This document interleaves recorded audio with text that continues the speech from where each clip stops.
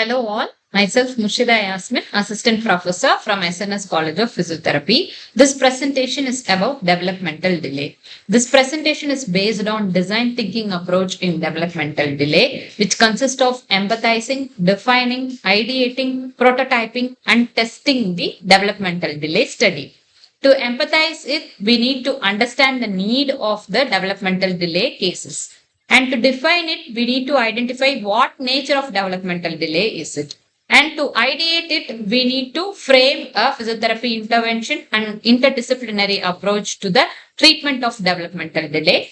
To prototype it, we need to design a structured individualized plan for each children.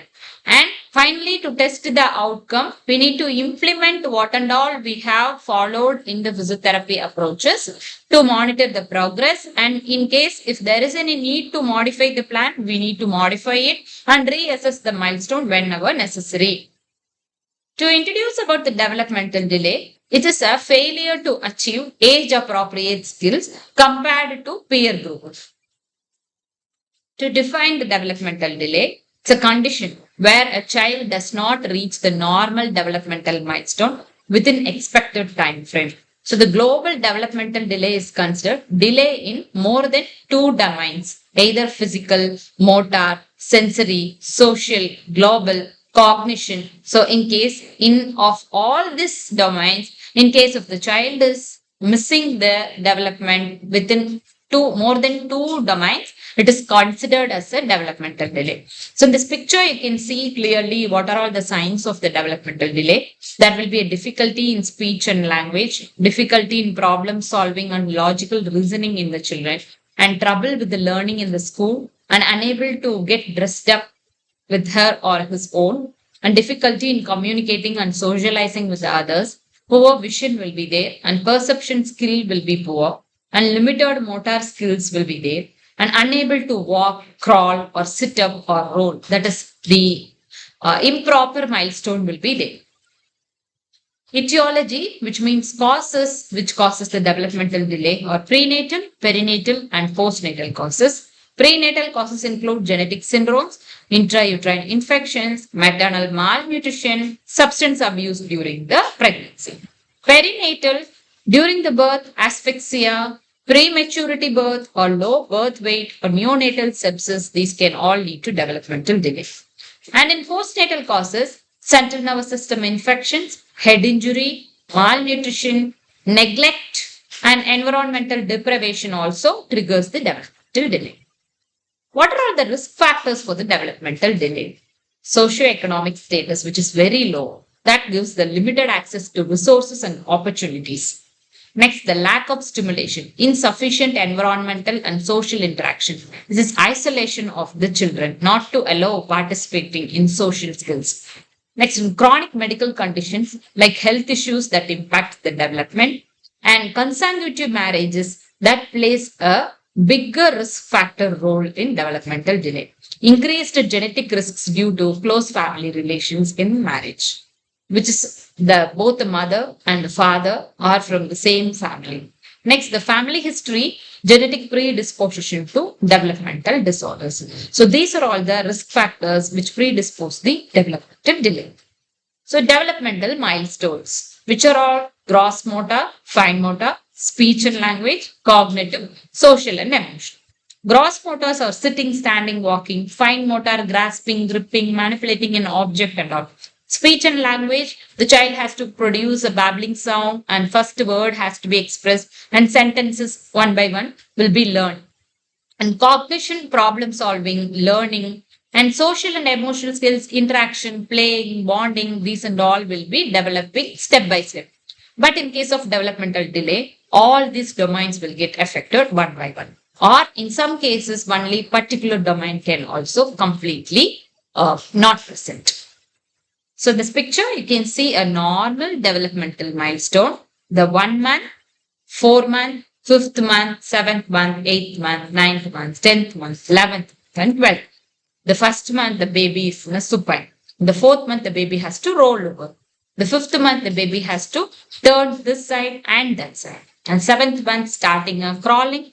8th month, sitting without support. Ninth month, climbing the stair with the help of the upper limb. 10th month, standing with support and without support. 11th month, starting a walking. 12th month, jumping and standing up in the stairs. Now, climbing up of the stairs can also develop. These are all the normal developmental milestone. Third month, head control happen. Sixth month, rollover happen. Ninth month, it sits without support. 12th month, the baby stand and cruises. 15th to 18th month, the baby has to walk independently. This is the normal gross motor development. In fine motor and speech, 6th month, the child has to reach and transfer the object. Ninth month, has to pinch or grasp will be developed. And in 12th month, the baby has to scribble with the pen or pencil. 18th to 24 month, the baby has the development of building a toy tower. Speech milestone, cooing at the 3 month, babbling will be there in the 6th month, and the first word expression will be at the 12th month, and the 2 word phrases will be developed in the 24th month. So these are all the normal fine motor and the speech till. And fine motor skills are described in this picture. You can see clearly. How can we assess the developmental delay? With the help of some screening tools like Denver Developmental Screening Test, DDST, and Trivandrum Developmental Screening Test, TDSC. Then standardized assessment of Bailey scale of infant development, gross motor function measure, pediatric evaluation disability inventory. These are the standardized assessment tool for assessing a children with a developmental delay. What are all the red flags in the development we can notice? No smile by 3 months, poor head control by 4 months, no sitting by 9 months, no walking by 18 months, no words expressed by 2 years, and regression of the skill at any age is a red flag in the development, which we need to address immediately. What is our role, physiotherapy role, in the interventing a child with a developmental delay? Early intervention is a key to promote the motor development by play therapy and facilitate the normal movement pattern. And we need to prevent the secondary complications like formation of contractures and deformities. We have to educate the family and caregiver about the training and start the intervention as early as possible. Management strategies for the developmental delay cases are incorporation of NDT or BOBAT, which is a neurodevelopmental treatment in the intervention, and sensory integration therapy, and CIMT, constraint induced movement therapy, can be incorporated in the treatment session, and task specific training should be done. Positioning and handling techniques is necessary for training the motor skills, and orthosis if necessary and adaptive equipments if needed should be given for the child care. This picture shows a therapist which involves the child with the Bosu ball and also the fine motor training and the gross motor training and the reaching and grasping activity and all encouraged. Just to show the example, I have shown this picture. So treatment based on gross motor facilitation and balance and coordination training, strengthening, stretching incorporation, play therapy basically useful for the children, and hydrotherapy, buoyancy assisted movement will increase the movement output. So these things and all can be incorporated in the treatment of the developmental delay.